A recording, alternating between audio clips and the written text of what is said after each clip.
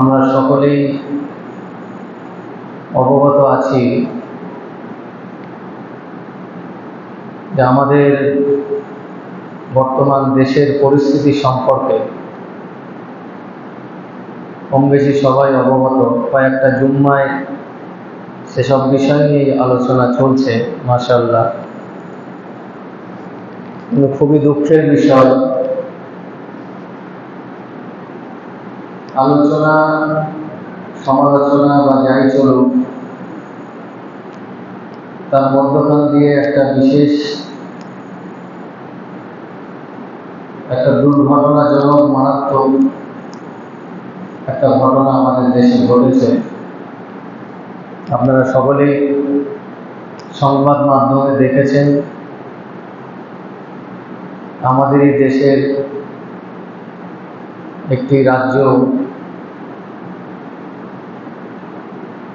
জম্মু কাশ্মীরে বিগত কয়েকদিন আগে পহেলগাঁওয়ে আমাদের 26 জন ভারতীয় জঙ্গিদের হাতে প্রাণ হারিয়েছে। আমরা আজকের এই জুম্মার নামাজের সময় ওই সমস্ত শহীদদের আমরা তাদের আত্মার শান্তি কামনা করি এবং তাদের পরিবারের প্রতি গভীর সমবেদনা জানাই এবং তার পরিবারের প্রতি ধৈর্য ধারণ করার আবেদন জানাই। যদিও এটা নিন্দনীয় ঘটনা, দুঃখজনক ঘটনা, এবং এর মাঝখান দিয়েও আমাদের নদিয়ার একটা ছেলে, সেনা জওয়ান, জঙ্গিদের নিকেশ করতে গিয়ে তারাও গতকাল ঝন্টু আলী শেখ বলে একজন সেনা জওয়ান, নদিয়ার ছেলে, এবং ওই স্পটে পহেলগাঁও স্পটে যে ঘোড়া চালক আদিল শেখ, এই দুজন জওয়ান, একজন জওয়ান এবং একজন আদিল শেখ বলে তিনিও শহীদ হয়েছেন। আমরা তাদেরও আত্মার শান্তি কামনা করি, আল্লাহ দরবারে দোয়া চাই, আল্লাহ যেন তাদের ভালো রাখেন, শান্তিতে রাখেন। বলার বিষয় হলো, এটা আমাদের ভারতীয়, আমাদের কাছে খুবই দুঃখজনক ঘটনা। কেন অনেকেই কাশ্মীরে বেড়াতে যান, বিভিন্ন জায়গায় কাশ্মীরে বিভিন্ন ট্যুর স্পট আছে, তারা আজকে আতঙ্কিত, ভয়গ্রস্ত, চিন্তাগ্রস্ত।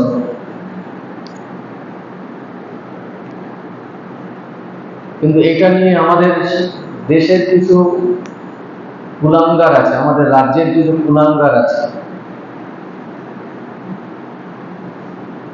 এই সন্ত্রাসবাদীদের কোনো ধর্ম হয় না, জঙ্গিদের কোনো ধর্ম নেই, কিন্তু সেটাকে এমনভাবে একটা সাজানো হয়েছে, এমনভাবে নাটক করা হচ্ছে যেন ভারতবর্ষের মধ্যে মুসলিমদের সাথে হিন্দুদের একটা লড়াই শুরু হয়েছে।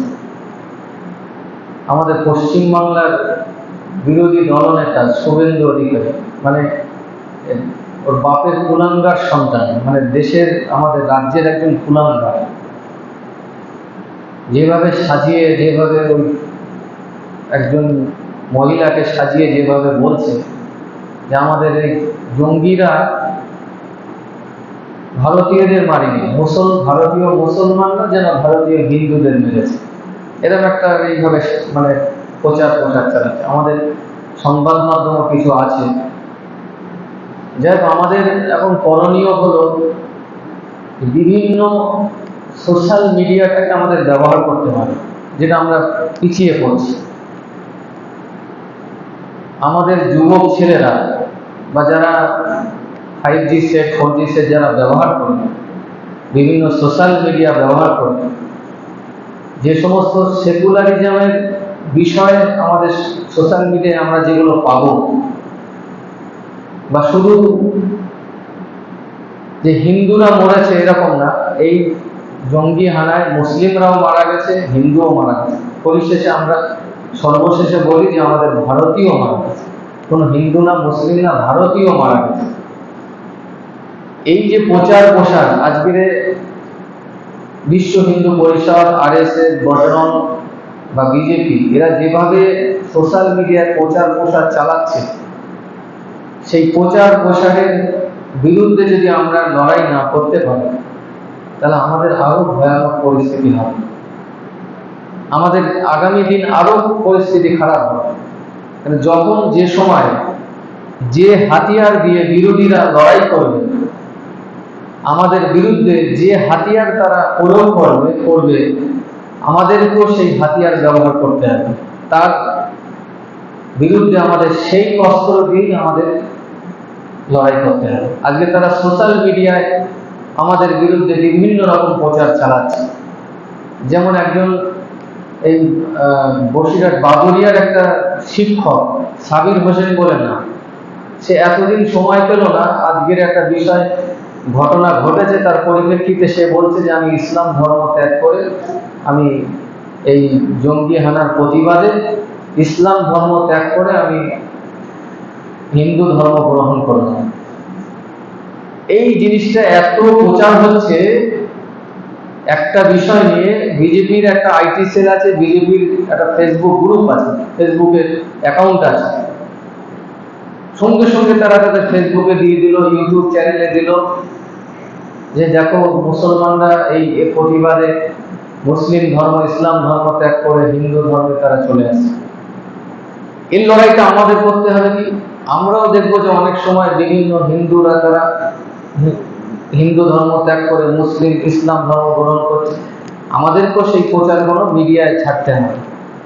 লড়াইটা যদি আমরা ঠিক মতো না করতে পারি, আমাদের কাছে ফোন আছে, অস্ত্র আছে, মানে অস্ত্র বলতে মানে ছুরি টুরি এসব না, ফোন। এই ফোনটা আমরা যদি যথাযথ ব্যবহার না করতে পারি, তাহলে কিন্তু আমরা পিছিয়ে যাব। হয়তো অনেকের কাছে মানে বিষয়টা বোধগম্যহীন মনে হচ্ছে যে কিভাবে আমরা করবো, না, আমাদের এগুলো করতে হবে। আমাদের Facebook account, Twitter account, YouTube channel, এই সেকুলারিজম বিষয়গুলো, সার্বভৌমত্বর ব্যাপারগুলো, গণতান্ত্রিক বিষয়গুলো আমাদেরকে আমাদের ইউটিউব বলেন, ফেসবুক বলেন, এগুলো বেশি তুলে ধরতে হবে। তারা যেভাবে প্রচার প্রসার করছে তার পাল্টা হিসেবে আমাদেরও প্রচার প্রসার চালিয়ে যেতে হবে যে একজন মুসলিম ধর্ম ত্যাগ করে হিন্দু ধর্মে গিয়েছে মানে যে টোটাল মুসলিমটাই শেষ হয়ে যাচ্ছে তা না, বা সবাই চলে যাচ্ছে তা না। আমাদের কিন্তু বর্তমান যে সিচুয়েশন এসেছে, যে পরিস্থিতি তৈরি হয়েছে, আমাদের ভিতরে শত্রু, বহির শত্রু, ইন্টারনাল এক্সটার্নাল শত্রু ভর্তি হয়ে গেছে। আমরা কিন্তু বুঝতে পারছি না যে আগামীতে কি ভয়াবহ পরিস্থিতি আসছে। আজকে আমরা একটা হিন্দু ভাইয়ের সঙ্গে এক জায়গায় বসে চা পান করা, এক জায়গায় বসে গল্প গুজব করা, এই জিনিসগুলো কিন্তু বন্ধ হয়ে যাচ্ছে, এই জিনিসগুলো কিন্তু দূরে সরে যাচ্ছে। সেজন্য আমাদেরকে একটু সজাগ হতে হবে, আমাদের একটু সক্রিয় হতে হবে। যেমন আমাদের ইন্টারনাল এক্সটার্নাল উভয় শত্রু, আমাদের জাতের মধ্যে শত্রু আছে, বেজাতের মধ্যে শত্রু আছে। এই জাত বেজাত পক্ষ বিপক্ষে যারা আছে, আমাদেরকে সেই তাদের বিরুদ্ধে লড়াই চালিয়ে যেতে হবে। সেজন্য বর্তমান যে পরিস্থিতি পড়েছে, এই ভয়াবহ পরিস্থিতির মধ্যে আমাদের মাথা ঠান্ডা রেখে আমাদেরকে কাজ করতে হবে এবং সোশ্যাল মিডিয়াকে আমরা হাতিয়ার করব। হাতিয়ার করে আমাদের যত ভালো যেগুলো আমাদের পক্ষে আছে সেগুলো আমরা বেশি বেশি করে আমাদের ফেসবুক, ইউটিউব এসবে শেয়ার করব।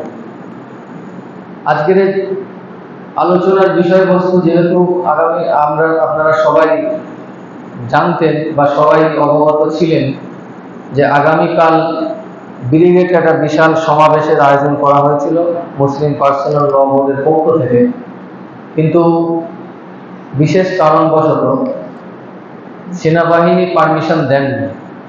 যেহেতু ব্রিগেড ময়দানটা সেনাবাহিনীর আওতায়, সেনাবাহিনীর আন্ডারটেকিং, সেনাবাহিনীর কাছে পারমিশন নিতে হয়। সেনাবাহিনীর কাছে পারমিশন নেওয়ার জন্য অ্যাপ্লিকেশন করা হয়েছিল, কিন্তু সেনাবাহিনী প্রথমে পারমিশন দেননি, কোনো কারণ ছাড়াই তারা রিজেক্ট করেছে। অল ইন্ডিয়া মুসলিম পার্সোনাল ল বোর্ড হাইকোর্টে অ্যাপিল করে, পিটিশন করে।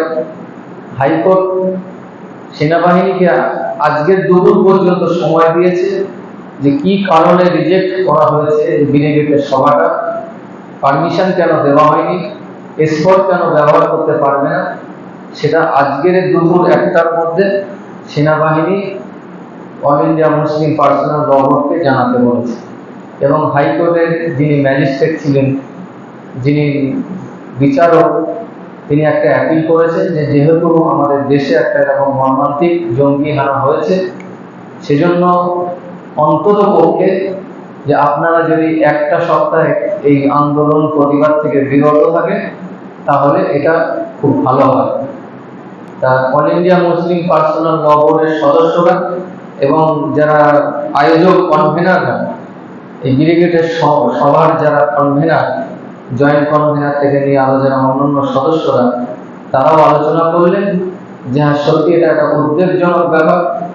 সেই হিসাবে তারা একটা চিন্তা ভাবনা করেছে যে আপাতত সভা ব্রিগেড গ্রাউন্ডে হবে, কিন্তু আপাতত 26 তারিখ হচ্ছে না, আগামী কয়েকদিনের মধ্যে আজকের সেনাবাহিনী কি রায় দিচ্ছে, কি তারা মানে ইমেল করছে, সেটার উপরে নির্ভর করে নতুন করে ফের আলোচনা করে আগামী কয়েকদিনের মধ্যেই ব্রিগেডের সভার দিন ঘোষণা করা হবে।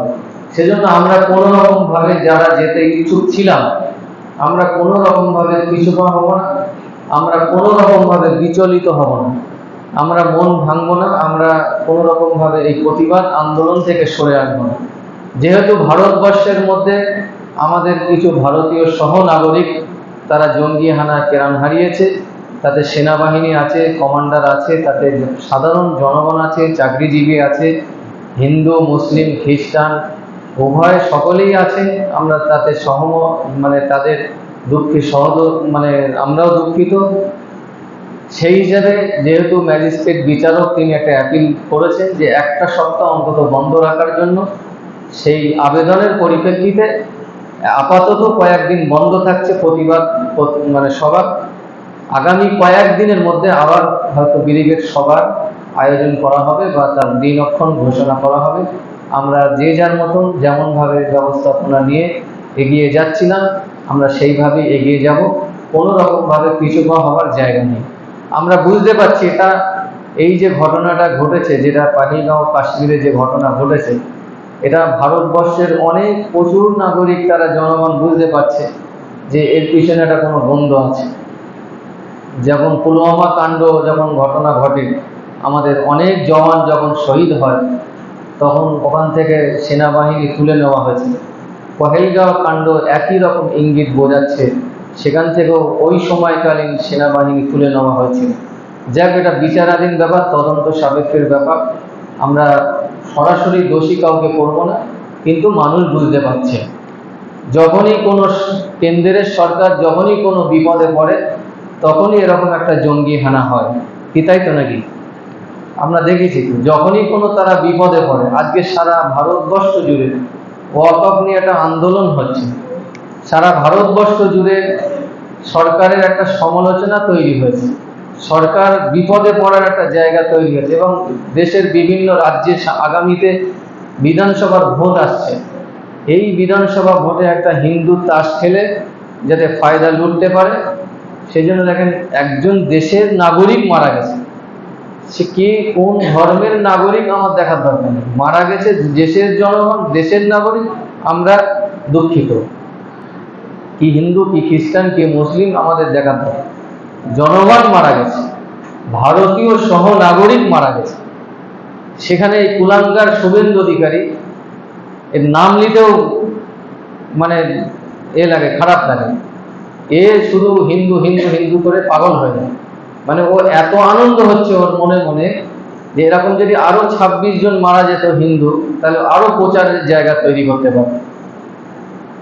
মানে আমাদের রাজ্যটাকে এমন একটা জায়গায় পৌঁছে দিচ্ছে যে জানি না আগামীতে কি পরিস্থিতি হবে। সেজন্য আমাদের উচিত হবে যে কোনো ফেসবুকে আরেকটা জিনিস আমাদের খেয়াল করতে হবে যে আমরা প্রচার প্রসারটা এমনভাবে করব যেন আমরা আবার কোনো রকমভাবে আইনগতভাবে জড়িয়ে না যাই। আমরা আইনগতভাবে যেন কোনো রকমভাবে আমাদেরকে বিপদে প্রশাসন যেন না ফেলতে পারে, মানে অবাঞ্ছিত মন্তব্য, অবাঞ্ছিত পোস্ট যেন আমরা না করে দিই। আমরা আমাদের পক্ষে যে সমস্ত পোস্টগুলো আমরা পাবো, যেমন প্রধানমন্ত্রীর বিভিন্ন সময়কার পোস্ট আছে, আগে যখন তিনি প্রধানমন্ত্রী হননি তৎকালীন সময় এরকম অনেক জঙ্গি হানা হয়েছে। সেই সময় এই নরেন্দ্র মোদীর যে বক্তব্যগুলো ছিল, তিনি যে দাবিগুলো করেছিলেন, সেই পোস্টগুলো আমাদের ফেসবুক, ইউটিউব এইসবগুলো আমাদের প্রচার করতে হবে। আমাদের যত অন্য কাস্টের যারা, অন্য ধর্মের যারা বন্ধু আছে, সাথী আছে বা পরিচিত ব্যক্তি আছে, তাদের কাছে শেয়ার করতে হবে। আগামীতে কি যে দিন আসছে, কি পরিস্থিতি যে তৈরি হতে পারে, এটা কিন্তু আমরা অনুভব করতে পারছি না। শুধুই নামাজ, রোজা, কলমা, আজান এইসব নিয়ে পড়ে থাকলে হবে না। আমাদেরকে আরো অ্যাক্টিভ হতে হবে, আমাদেরকে আরো মানে সক্রিয় হতে হবে। আমাদের কাছে আছে, ফোন আছে, মোবাইল আছে, কিন্তু আমরা ব্যবহার করতে পারছি না, আমরা ঠিক কাজে লাগাতে পারছি না। সেজন্য সকলের কাছে অনুরোধ থাকবে, আজকের অন্য বিষয় বলার থাকলেও বলার পরিস্থিতি নেই। আবারও বলি, আমাদের ভারতীয় যারা নাগরিক জঙ্গি হানায় যারা শহীদ হয়েছেন, তাদের আত্মার শান্তি কামনা করি, তাদের পরিবারের প্রতি গভীর সমবেদনা জানাই, এবং আমরা সকলেই আগামীতে মিলেমিশে সাম্প্রদায়িক সম্প্রীতি বজায় রেখে আমরা একের সাথে মিলেমিশে বসবাস করার চেষ্টা করব। আল্লাহ পাক আমাদের সেই তৌফিক দান করেন, সকলে বলি আমিন। ভারতবর্ষের সমস্ত নাগরিককে আল্লাহ পাক শান্তিতে বসবাস করার তৌফিক দান করেন, সকলে বলি আমিন। আর ব্রিগেডের সভা আবারও বলছি, আপাতত স্থগিত, আপাতত কালকের জন্য স্থগিত। ম্যাজিস্ট্রেটের মানে আবেদনের ভিত্তিতে যে এই এত বড় একটা জঙ্গি হানা হয়েছে, এত বড় একটা দুর্ঘটনা ঘটেছে, সেজন্য ম্যাজিস্ট্রেট অ্যাপিল করেছেন যে আপনাদের যদি ব্রিগেডের সভা করতেই হয়, তাহলে অন্ততপক্ষে আপনারা একটা সপ্তাহ ওয়েট করুন। একটা সপ্তাহ পরে আপনারা দিনক্ষণ করে সেনাবাহিনীর সাথে আলাপ আলোচনা করে আপনারা ফের সভা ডাকার প্রস্তুতি নেবেন। সেজন্য আপনারা সবাই ঘোষণার প্রতি খেয়াল, আপনারা সোশ্যাল মিডিয়া দেখবেন, আপনারা সবাই মোবাইল ব্যবহার করেন, সেদিকে খেয়াল রাখবেন। দেখে আমরা যেমনভাবে আগের প্রস্তুতি ছিলাম, আগামীতেও যেদিন দিনক্ষণ ঘোষণা হবে, আমরা সেই প্রস্তুতি নিয়েই আমরা ব্রিগেড ময়দানে ওয়াকফ সংশোধনী বিলের বিরুদ্ধে, আইনের বিরুদ্ধে আমরা আমাদের প্রতিবাদ আন্দোলন সংগঠিত করব ইনশাআল্লাহ। সকলে সুন্দর নামাজ পড়েন।